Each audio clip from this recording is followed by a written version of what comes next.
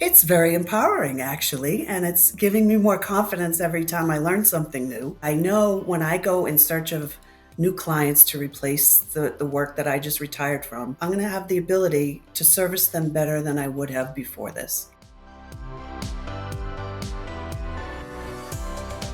I'm Cori Morse. I am in Lynnfield, Massachusetts. I'm a self-employed CPA since about 1990. I had a long-standing client for 22 years, and it got too big for me, so I gave my notice this year, and I said, how am I going to make these fancy spreadsheets that other people make for me in that capacity? There was a whole bunch of sum ifs in it that I had no idea how to set them up myself. I was so intimidated at first. The best part is that I'm learning even just shortcuts and things that I didn't even know existed in Excel. And it's just opening my eyes to how much there is.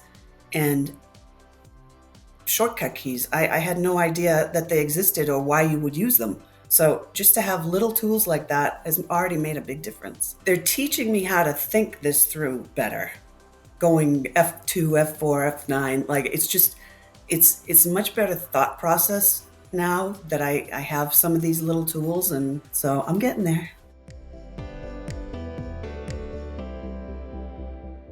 Searching on Google, I have met so many arrogant people who just assume you have this base of knowledge and they just launch right in, and I didn't even have the base knowledge. So I couldn't follow what they were doing. I could write down the formula and try and take some notes about what goes where, but it was just so frustrating. And Jeff's teaching it's really perfect, and he's very consistent.